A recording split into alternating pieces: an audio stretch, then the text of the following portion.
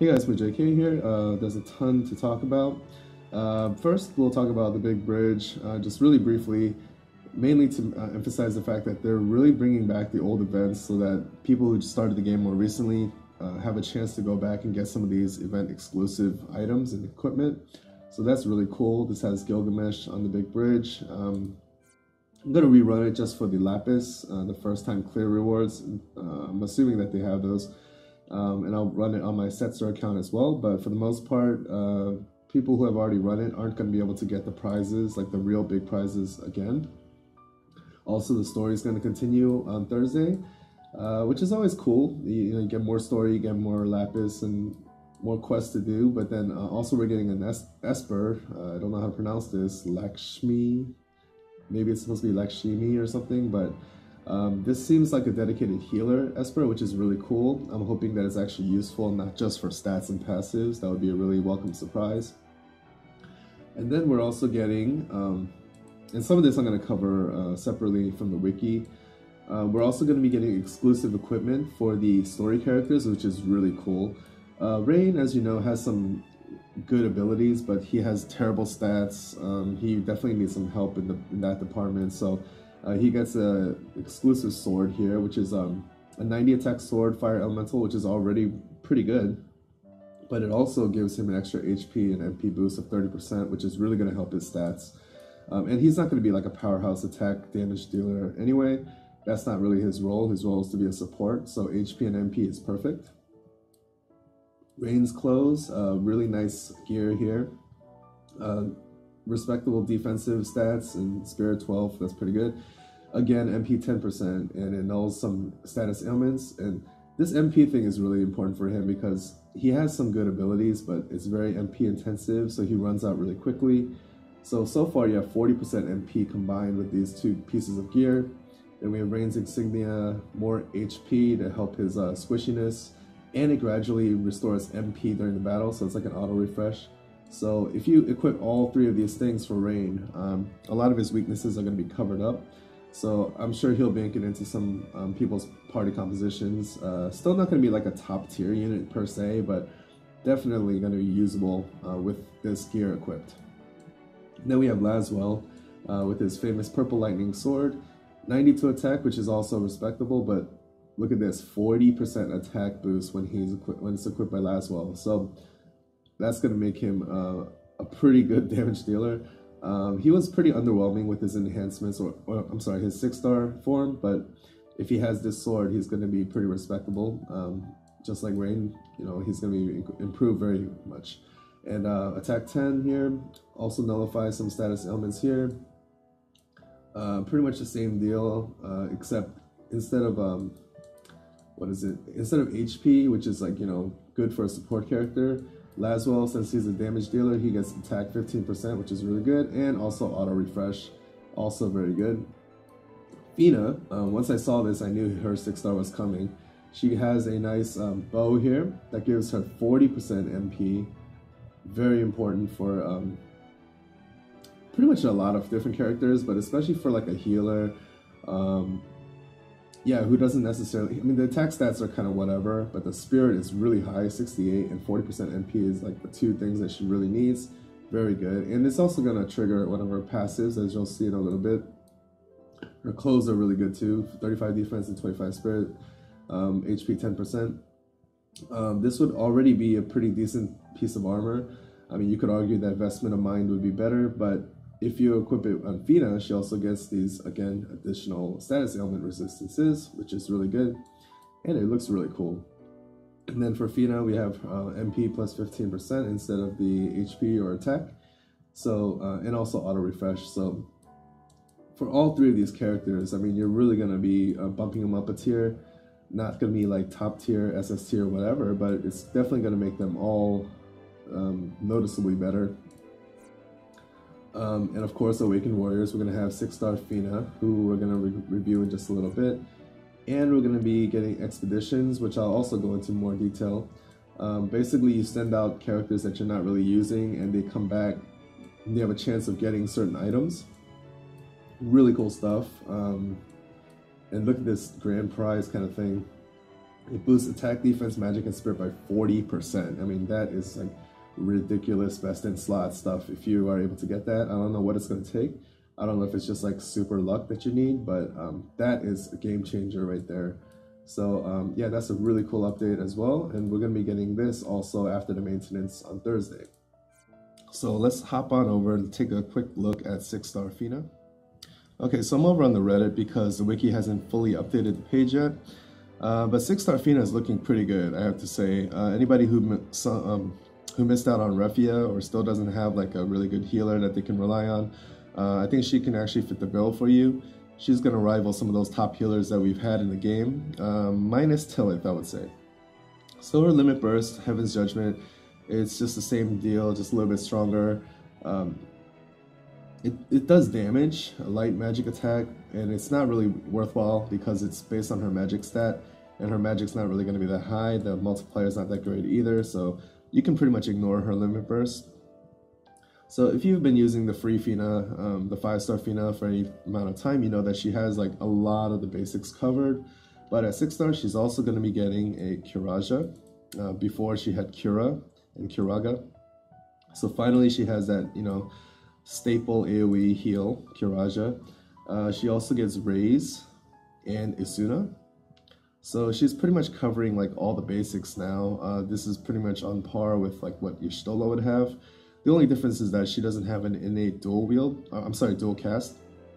But if you do have a dual cast materia, it would work really well on her. Dual casting Kiraja, you know, whatever, this is all going to be standard stuff. So finally she's kind of caught up with the 6-star meta here. But she also gets some really cool abilities as well. As I mentioned before, she gets 20% spirit boost when equipped with a bow, and you're definitely going to want to put her character specific, you know, bow, exclusive bow on her. That's a really good item for her. She also gets another 20% spirit here, 10% MP. This is interesting for me. I mean, it's situational, you're not going to be using it a ton, but she gets a pretty low multiplier AoE attack, magic attack, but it's actually based on her spirit instead of her mag, so it's actually going to be able to dish out some damage if you get her spirit high enough. You know, you're not going to rely on this for damage dealing, but if you want to finish off an enemy, or you even want to, you know, maybe act as a sort of weak finisher, I don't know. But there, you know, in some cases you do want your healer to be able to dish out some damage. This could fit the bill. Admittedly, not in a lot of cases, but it's nice to be, you know, there. Here we have a 20% chance to counter with a pretty decent heal.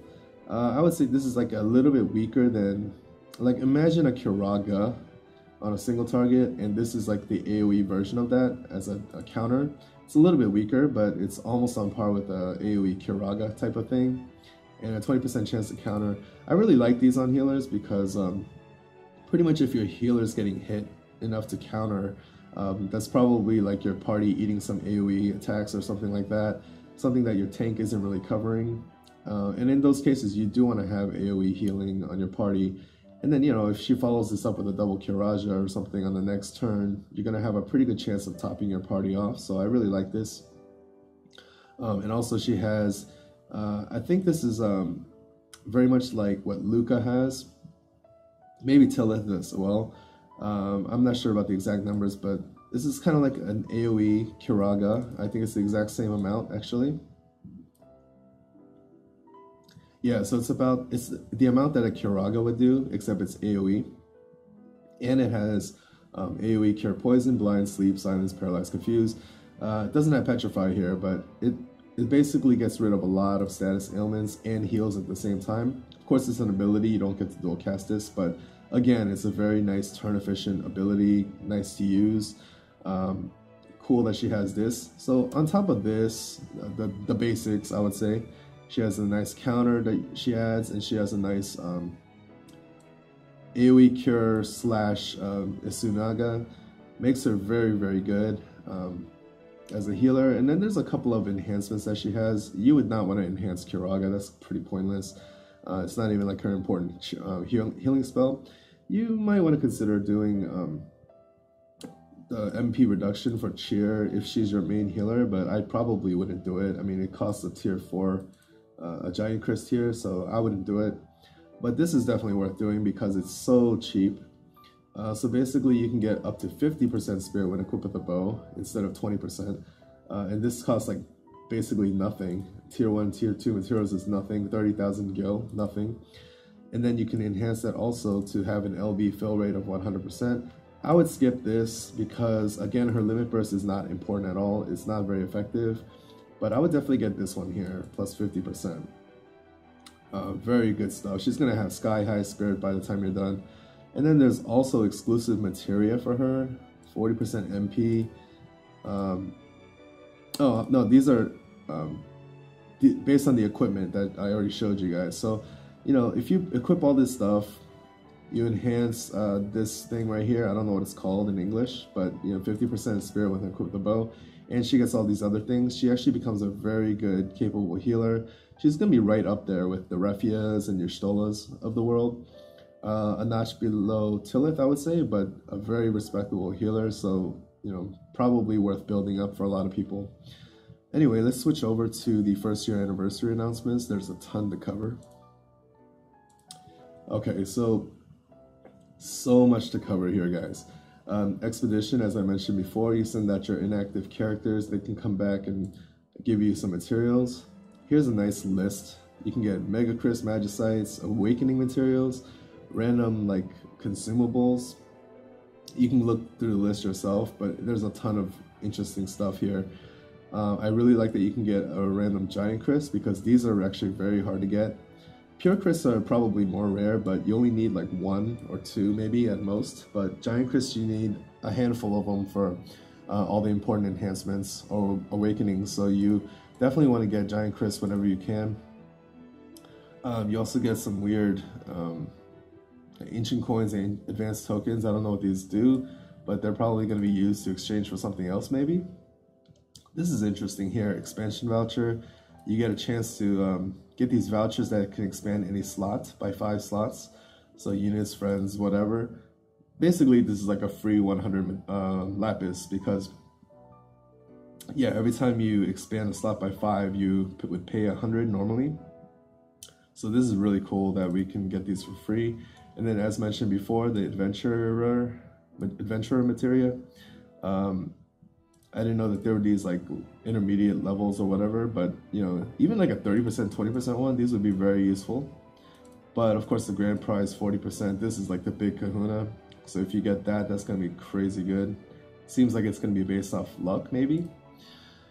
And then we have EX points, which is already in Japan. Basically, you get these points whenever you pay money to buy lapis bundles or whatever. And yeah, based on how much you get these points, and then you can actually get these rewards. EX summon tickets are actually pulling from a different kind of pool. And there's actually an EX only limited unit named Lauren. Actually in Japan, on the Ultima site, it's called Lorraine. And she's actually a very good unit. She has a rating of 97 in Japan today. And she has some cool abilities. And you can only summon her through these rewards. So if you get this 5-star one, maybe that's how you would get her. She is a base 5-star. But lots of cool stuff that you can get here. So the whales are going to be happy. They're going to rack up these points really quickly. We also get SP reset, which is really cool because some of us have already messed up some of our Espers. I know there's a lot of Odins I've seen out there who don't even have Blade Blitz, which I think is a mistake. You can reset it for free the first time, and then after that it's 100 lapis. Very, very fair. Removal of crafting time. This is a nice upgrade because I think the crafting time was kind of stupid in the beginning. I mean, like I remember crafting my first hero's ring or whatever, and it would take days to get even one done. I mean, you know, if you farm those materials, it's nice to get it immediately. And this is also going to make it less important to have a ton of crafting slots at the same time. And I think they're actually going to, yeah, previous crafting slots will be refunded in lapis. I'm not sure what that means. I don't know if that means if you have extra slots, they're going to give you lapis, or if you have items crafting that are taking days and they're going to just make it immediate and then give you lapis. I don't know what that means, but it would be great if they give you lapis for extra slots that you've purchased. There's going to be new dungeon tiers for Cactuar Dunes, Ghost Snapper's Cave, and the Enchanted Maze, which are very much needed because while they did buff stuff like the Cactuar Dunes to, you know, give you like even 3 in 1 round or whatever, I think these are long overdue to have an extra tier, because in today's game you just need a lot more of this stuff faster, and it's not as energy efficient as it needs to be. So this is a very welcome change as well. There's going to be an FFBE unit special dungeon, which is basically for story characters that they go into. This is maybe where you get the gear, I don't know. And then you can share summon results on Twitter and Facebook.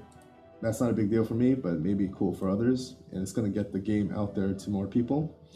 Maybe we're going to get a training dummy, which is really cool, because I've seen that on JP where you can kind of like test out different setups and see what, you know, has the most damage or whatever. So that's a really cool update if we get it.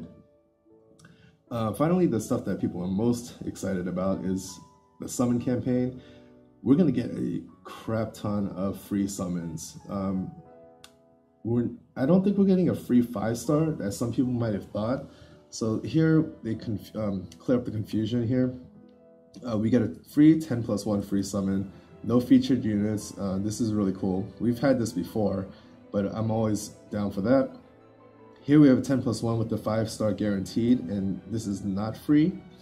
It's one time only, but I think this is definitely worth your lapis and your money. Even if you have a lot of these units already, I would say that it's worth it, because 5-star units tend to have really good TMs too. And the fact that it's guaranteed, I mean, why would you not do that? I'm definitely going to get this. I'm probably going to have to get enough lapis to do 2 11 summons, 1 for this and then 1 for later, and I'll show you what I mean. But this is really cool too. And then again, 1 a day free summon for almost a month. That's ridiculous. So we're gonna get 26 to 27 free summons. Very, very awesome. Definitely incentive to log in every day, even if you have alternate accounts. I know sometimes I get lazy, but this is definitely gonna make me log in.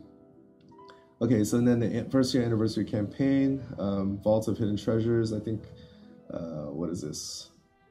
It's gonna be like a special thing for a limited time for about 2 weeks.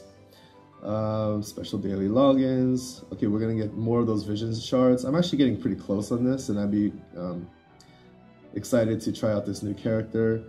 Amazing enhancements, I don't know what that means. Half energy campaign, that's pretty cool. And then all portals open, so at any time if you need more stuff, Cactuar Dunes, Ghost Snappers, Enchanted Maze, you can go in there. Pretty cool. And yeah, it's gonna be for at least 2 weeks. I don't know exactly what this is, June through July. It's already June, so we'll see. Oh, Vault of Vision. Oh, we've had this before. It's a one-time daily kind of thing, and there's like tons of drops for the energy, so this is really good. We're gonna get some kind of special bundle, but we don't really know what it is. Okay, I already mentioned most of this stuff. All right, so special vortex. They say all dungeons events might be excluded will require half energy to enter. The number is rounded up, so Earth Shrine will still cost 1 energy. Nice try. That would have been pretty crazy if for TM farmers, if you could do Earth Shrine for half the energy cost. That would be pretty insane. But yeah, it's still gonna be 1. Free in-game item, Rainbow Jacket. That's pretty cool. Okay, there's no picture there yet, but that's pretty cool. And then finally, at least for me, this is the big piece of news. FF10 here, June 29th. This is going to be the banner, guys. Tidus is an elite damage dealer and chainer. Very good water sword TM. Very, very good unit, base 5-star though. The one that we're all looking forward to and everybody's going to want to get is the 4-star base Riku. Again, 4-star bases are not a given anymore, but she's going to be like a meta changer. She's going to be a game changer. She has like AoE, a full revive on her limit burst, and she has like all kinds of great support abilities. She also has some chaining moves, I believe, as well. So save up those tickets, especially the 4-star guarantee tickets. She's going to be the one that you want to get. But this banner overall is going to be the one that people are going to go really hard for. So I'm very excited about this. This is where I'm going to use my other 11 summon with the Lapis. So it's coming very soon, guys. And then there's gonna be an FF12 event. I already saw this announcement on Clake's video, but basically it's gonna be in July, and it's gonna have some pretty good units as well. But it looks like Ball Theater might not be on it. We're gonna get this global exclusive unit instead. The one that I'm most interested here is Ash. She's a 4-star mage, and she has like a multi-hit ability. So again, this chaining stuff is becoming more common, more essential. So very, very cool here. But yeah, I'm most excited about this, and obviously the free summons and stuff like that. So tons of stuff that they're giving to us in global. Very exciting time in the next couple months. Yeah, I hope I covered most of it, but yeah, be excited, guys. I know I am. Let me know if I missed anything in the comments, but I think there's going to be a lot of good content coming within the next month, a lot of videos too. So stay tuned, and I'll see you guys next time.